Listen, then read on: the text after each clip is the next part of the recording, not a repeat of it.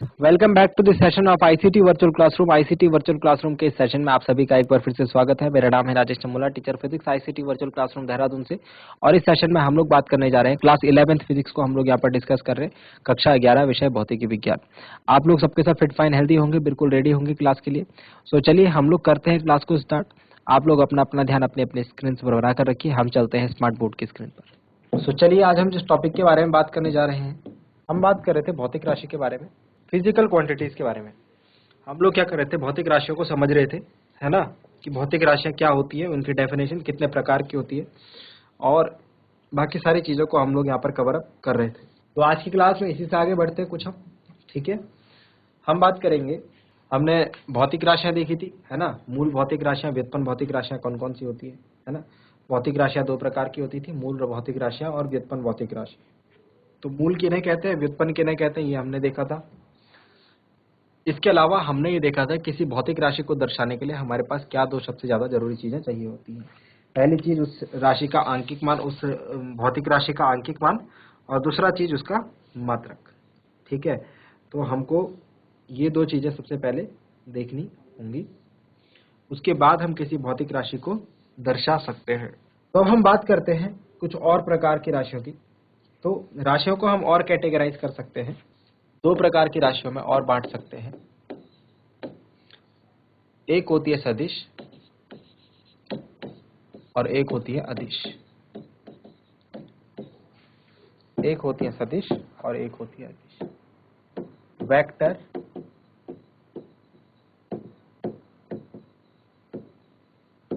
And scalar.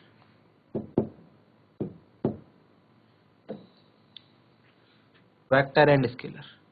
चलिए, तो अब हम क्लासिफिकेशन करते हैं राशियों का सदिश और अदिश के आधार पर। सदिश और अदिश को समझने के लिए डियर स्टूडेंट्स, हम लोग सबसे पहले बेसिक बातें करते हैं, अपना जो बेसिक कैलकुलेशन है उसके ऊपर आते हैं। ध्यान दीजिए, जैसे सपोज हम ये बात करें कि एक भौतिक राशि होती है जिसे हम कहते हैं दूरी। एक भौतिक राशि होती है जिसे हम कहते हैं दूरी। दूरी यानी कि डिस्टेंस। दूरी मतलब कि डिस्टेंस। डिस्टेंस का क्या मतलब होता है? डिस्टेंस का सीधा सीधा मतलब होता है लंबाई से। दो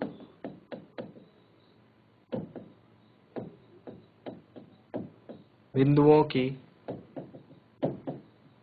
बीच की लंबाई, बेसिकली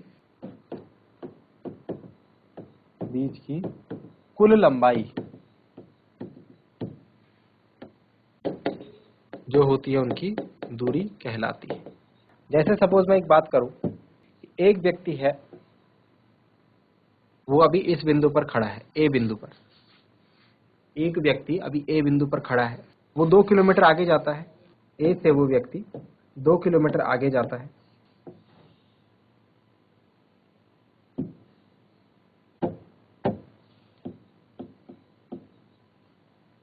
और बी पर पहुंचता है। बी से वो व्यक्ति फिर 2 किलोमीटर आगे जाता है और सी पर पहुंचता है। सी से वो व्यक्ति पुनः 2 किलोमीटर आगे जाता है और डी पर पहुंचता है। और डी से वो व्यक्ति वापस 2 किलोमीटर आगे जाकर के ए पर पहुंचता है। सपोज ये किसी व्यक्ति की जो है यात्रा है। अगर मुझे उसकी दूरी निकालनी होगी तो मुझे दूरी निकालने के लिए क्या करनी है, दो बिंदुओं के बीच की कुल लंबाई को हमको फाइंड आउट करना है।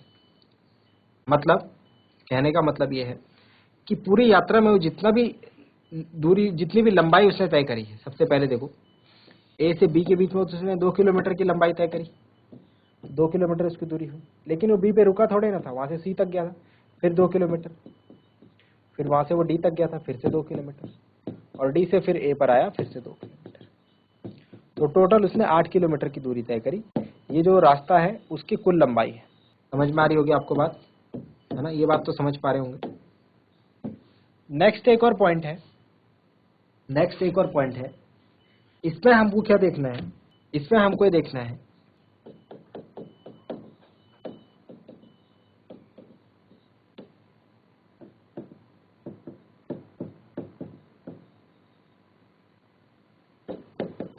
विस्थापन, इसमें हमको क्या देखना है, विस्थापन। विस्थापन में ये बोलते हैं कि आप कोई दूरी मत देखो, कोई लंबाई मत देखो, आप दो बिंदु देखो, यात्रा का प्रारंभिक बिंदु देखो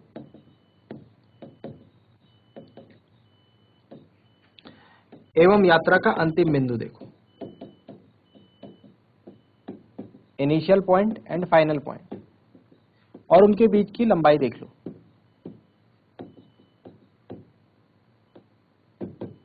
या फिर न्यूनतम लंबाई, उनके बीच की न्यूनतम लंबाई, ये भी कह सकते हैं, वो होगा हमारा विस्थापन। फॉर एग्जाम्पल, इस व्यक्ति ने अपनी यात्रा ए से प्रारंभ करी थी, तो जो प्रारंभिक बिंदु हो गया ए, और वापस वो अंतिम बिंदु कहां पर आ गया, ए पर। तो प्रारंभिक बिंदु भी ए है, अंतिम बिंदु भी ए है। ए और ए के बीच की दूरी कितनी है, 0। मतलब कि यहां पर जो व्यक्ति है उसका विस्थापन 0 है, 0 है। ठीक है। इसके साथ ही विस्थापन को फाइंड आउट करने के लिए हम एक और चीज ध्यान देते हैं। सपोज ये हमारा रेफरेंस पॉइंट है ओ, सपोज ये क्या हमारा रेफरेंस पॉइंट है ओ से जो ये हमारे यहां पर मैं मार्क्स लगा रहा हूं, ये सपोज 2-2 किलोमीटर के है। ठीक है, ये सपोज 2-2 किलोमीटर के है। हमको यात्रा जो है इस डायरेक्शन में तय करनी है, हमको यात्रा जो है इस डायरेक्शन में तय करनी है। ठीक है, मतलब कि हमको फाइनली यहां पर पहुंचना है, इस बिंदु पर। अगर मैं इसको कुछ नाम दे दूं तो ये है ए बिंदु, इस ए बिंदु पर पहुंचना है, और ये हमारा ओ हो गया, तो नीचे लिखा है मैंने। ठीक है, हमको कहां पहुंचना है, इस ए बिंदु पर पहुंचना है। सपोज कोई व्यक्ति अपनी यात्रा प्रारंभ करता है, वो 2 किलोमीटर, 4 किलोमीटर, 6 किलोमीटर चल के 8 किलोमीटर पर पहुंच जाता है, ए पर पहुंच जाता है। तो उसकी कुल दूरी कितनी होगी, 8 किलोमीटर। सपोज कोई व्यक्ति 2 किलोमीटर, 4 किलोमीटर चलता है, 6 किलोमीटर चलता है, वहां से फिर 2 किलोमीटर और वापस आता है। ऐसे क्या हो, देखो ऐसे ऐसे ऐसे, और फिर 2 किलोमीटर वापस आया तो 4 पे पहुंचा, फिर 4 से फिर वापस 6 पर गया, फिर 8 पर गया। तो इस टोटल कितनी दूरी तय करी भाई, 2 किलोमीटर, फिर से 2 किलोमीटर 4, फिर 2 किलोमीटर 6, फिर 6 से ही वापस आया था 4 पे 2, फिर 4 से फिर 6 पर गया 2, फिर उसके बाद 8 पर गया। तो टोटल इसने जो दूरी तय करी 1 2 3 4 5 6, 12 किलोमीटर की दूरी तय कर दी, है ना। विस्थापन की बात करें तो विस्थापन के लिए मैंने क्या कहा, हम क्या देखते हैं, प्रारंभिक और अंतिम बिंदु, है ना। तो सपोज वो व्यक्ति जो है इस दिशा में न जाकर के इस दिशा में गया पहले, यहाँ पर, ये भी 2 किलोमीटर, 4 किलोमीटर, 6 किलोमीटर ऐसे। तो सपोज वो व्यक्ति यहाँ गया पहले, जाना उसको किस दिशा में था, जाना ए वाली दिशा में था, वो बी वाली दिशा में आ गया। तो ये जो दूरी होगी ये कहलाएगी इसकी -4 किलोमीटर। मतलब कि पहले उसको 4 किलोमीटर चल करके मूल बिंदु पर जाना पड़ेगा, ओ पर जाना पड़ेगा, और फिर उसके बाद उसकी यात्रा जो है स्टार्ट मानी जाएगी। जबकि अगर दूरी की बात करूं तो दूरी में हमको क्या देखना है, यहाँ पर पहले था, यहाँ पर लास्ट में था, तो कुल लंबाई कितनी हो गई भाई, कुल लंबाई कितनी हो गई, 4 किलोमीटर। दूरी 4 किलोमीटर है, लेकिन जो विस्थापन है वो -4 किलोमीटर है। दूरी में हमको कोई मतलब नहीं कि हमारा टारगेट किधर है, ध्यान समझ रहे हैं। दूरी में हमको कोई मतलब नहीं कि हमको जाना किस दिशा में है। विस्थापन में हम ये देख रहे हैं किस दिशा में जाना है। जाना इस दिशा में था, गलत चला गया इस दिशा में, मतलब ये वाली जो दूरी है ये माइनस हो गई, विस्थापन। लेकिन दूरी चाहे इधर जाओ चाहे इधर जाओ प्लस ही रहेगी। समझ में आई है बात। तो कहने का मतलब ये है कि विस्थापन जो है, विस्थापन जो राशि है ये दिशा पर निर्भर है। इसमें हमको क्या है, दिशा भी देखनी है, डायरेक्शन भी देखनी है। किसकी, गति की दिशा, किसकी, वस्तु की गति की दिशा। कोई वस्तु है या व्यक्ति है, उसकी गति की दिशा भी हमको देखनी है, उस पर भी ये निर्भर है विस्थापन। जबकि दूरी जो है दिशा पर निर्भर नहीं, दूरी जो है वो दिशा पर निर्भर नहीं।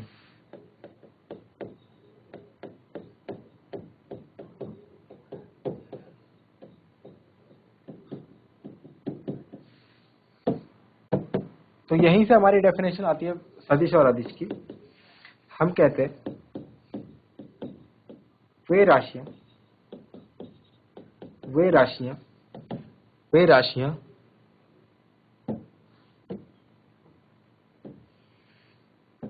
कॉमा जो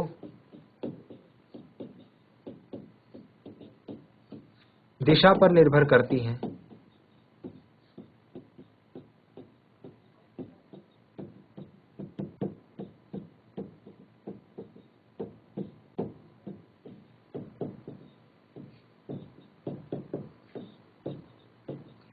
सदिश राशियां कहलाती हैं। वे राशियां जो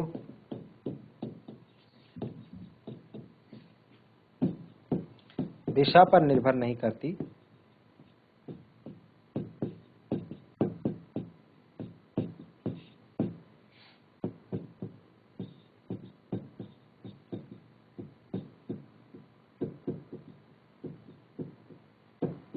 अदिश राशियां कहलाती।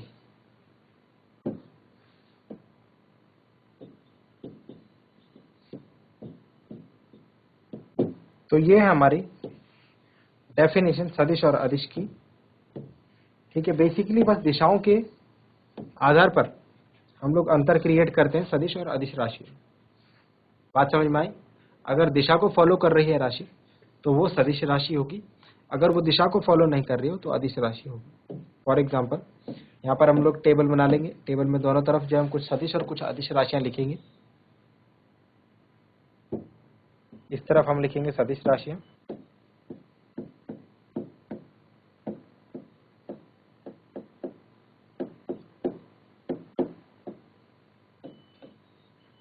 सबसे पहला जो विस्थापन मैंने आपको लिखवाया था डिस्प्लेसमेंट, वो एक सदिश राशि है, वेक्टर बोलते हैं ना।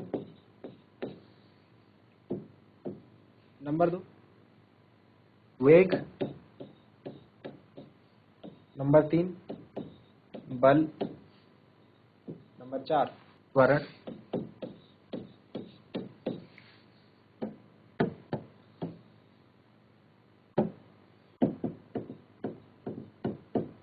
त्वरण, बल, संवेग। क्या इसके अलावा बल आघूर्ण, गुरुत्वीय त्वरण,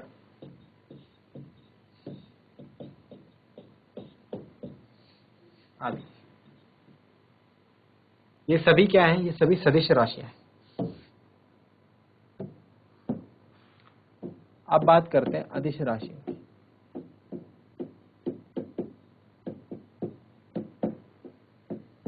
स्केलर क्वांटिटी। अदिश राशि में भी आ जाते हैं हमारे पास सबसे पहले दूरी, नंबर 2 चाल, नंबर 3 कार्य। ठीक है, सारी राशियां कैसी हैं? अदिश राशियां। विस्थापन यानी डिस्प्लेसमेंट, वेग यानी वेलोसिटी, त्वरण यानी एक्सेलरेशन, बल यानी कि फोर्स, संवेग यानी कि मोमेंटम, बलाघूर्ण यानी कि टॉर्क, और गुरुत्वीय त्वरण यानी कि acceleration due to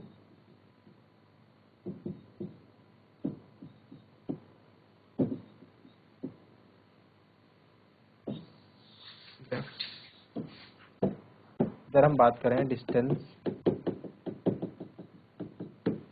speed, work, etcetera. तो ये था हमारा सदिश और अदिश राशियां। अभी हम आगे देखते हैं सदिश राशियों से रिलेटेड इंपॉर्टेंट बातें। सदिश का आपके पास पूरा एक चैप्टर है,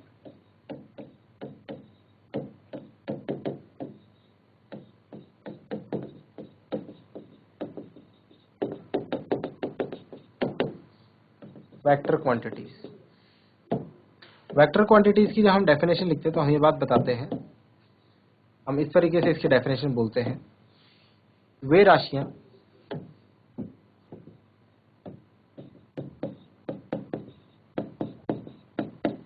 कॉमा वे राशियां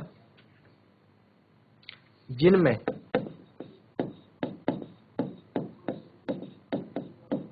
परिमाण यानी कि मैग्नीट्यूड के साथ साथ दिशा भी होती है।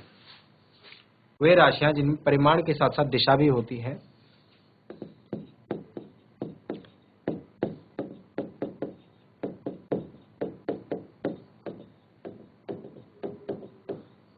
सदिश राशियां कहलाती है।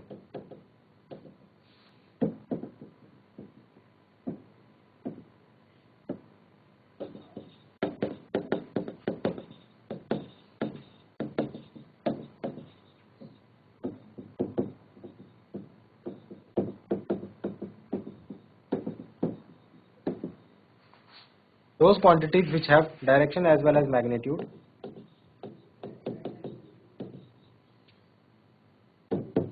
are called vector quantities.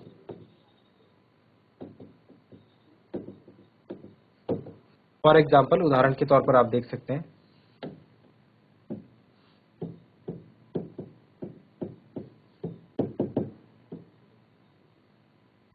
विस्थापन, वेग, त्वरण, बल आदि।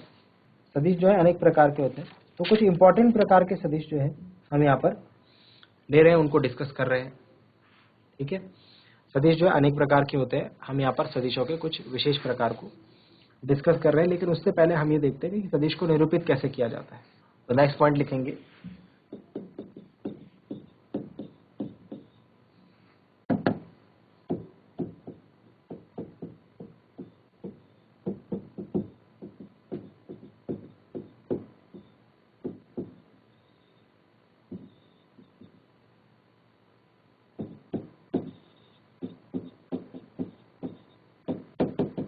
Representation of vectors.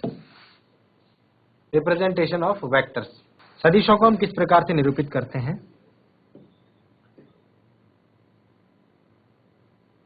हमने क्या बोला, एक सदिश के पास दो चीजें होती हैं। सदिश यानी कि वेक्टर मतलब उसके पास कुछ परिमाण होगा प्लस कुछ दिशा होगी। ठीक है, उसका कुछ मैग्नीट्यूड होगा प्लस दिशा होगी। अगर कोई सदिश है ए, तो उसको हम ए के ऊपर ऐसा तीर बना करके, एरो लगा करके डिनोट करते हैं। इसका क्या मतलब होता है, इसमें ए का मतलब तो होता है परिमाण, और ये जो तीर है इसका मतलब होता है दिशा। तो अगर आपने कोई ए बी सी डी मतलब कोई भी अक्षर लिखा है, कोई भी लेटर लिखा है, और उसके ऊपर एक एरो लगा है, मतलब कि क्या है, वो एक सदिश है। जैसे सपोज अगर मैं बात करूं, मैंने एफ के ऊपर ऐसे वेक्टर लगाया, मतलब ये क्या है, एक सदिश है। और ये कौन सा सदिश है, कैसे बताएंगे आप। एफ को हम किससे निरूपित करते हैं, किस चीज को हम एफ से निरूपित करते हैं, बल को, यानी फोर्स को। तो ये फोर्स को लिखा है मैंने उसके सदिश रूप में, उसके सदिश रूप में इन वेक्टर फॉर्म। ठीक है, तो यहां से हमने क्या बात सीखी, अगर हमको किसी भी वेक्टर को, किसी भी सदिश को निरूपित करना है, किसी भी सदिश को निरूपित करना है, तो उसके लिए दो चीजें होनी जरूरी हैं। पहला तो उसका परिमाण यानी मैग्नीट्यूड, जो कि हम किसी भी लेटर से, इंग्लिश के अल्फाबेटिकल लेटर से दिखा सकते हैं। चाहे कैपिटल लेटर ले लीजिए, कहीं कहीं पर स्मॉल लेटर्स भी लेंगे, तो उस बात पर हम फोकस नहीं कर रहे हैं अभी। ठीक है, बस उसका मैग्नीट्यूड शो करने के लिए हम क्या करेंगे, कोई सा भी एक लेटर चूज कर लेंगे और साथ ही साथ एक एरो लगा देंगे। ये क्या है भाई, एरो। तो जो तीर की डायरेक्शन होगी, एरो की डायरेक्शन होगी, वो सदिश की दिशा को रिप्रेजेंट करेगा। ठीक है, ये बात समझ में आ गई है। नेक्स्ट पॉइंट हम समझेंगे सदिशों के प्रकार।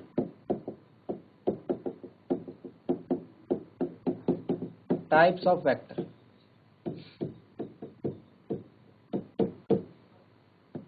तो सदिश जो है अनेक अनेक प्रकार के हो सकते हैं, डिपेंड करता है कि उनकी कैरेक्टरिस्टिक्स पर, उनके गुणों के आधार पर। ठीक है, ऐसा हो सकता है कि हमारे पास किसी सदिश का परिमाण 1 हो या फिर 0 हो, है ना। तो वहां पर हम सदिश को एक नाम देते हैं। मैं कुछ विशेष सदिशों की आपको बात करूंगा, ठीक है, और फिर हम आगे की चीजों को देखेंगे। सदिश जो है निम्न प्रकार के होते हैं, जो मैं यहाँ पर लिख रहा हूं। समान सदिश, इक्वल वेक्टर्स, असमान सदिश, अनइक्वल वेक्टर्स। इसके अलावा हम आपसे बात करेंगे सररेखीय सदिश, कोलीनियर वेक्टर्स।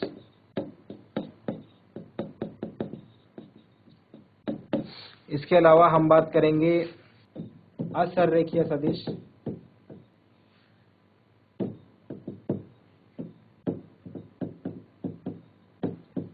ठीक है, नॉन कोलिनियर वेक्टर।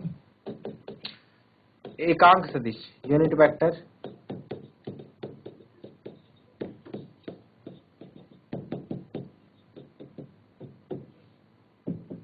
शून्य सदिश,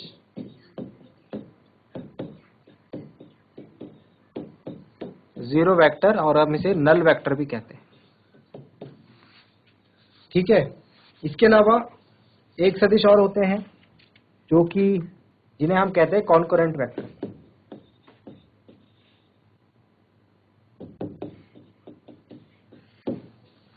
चलिए, तो इन कुछ सदिशों के बारे में हम लोग अभी डिस्कस करते हैं, ठीक है। इनकी डेफिनेशन जो है आप अपने हिसाब से लिख लेंगे। सबसे पहले दो सदिश समान सदिश तब कहलाएंगे, दो सदिश समान सदिश तब कहलाएंगे, सपोज ए वेक्टर है और बी वेक्टर है, ये दो सदिश है अलग अलग, ठीक है। इनको मैं समान तब कहूंगा जबकि इनके परिमाण बराबर हो,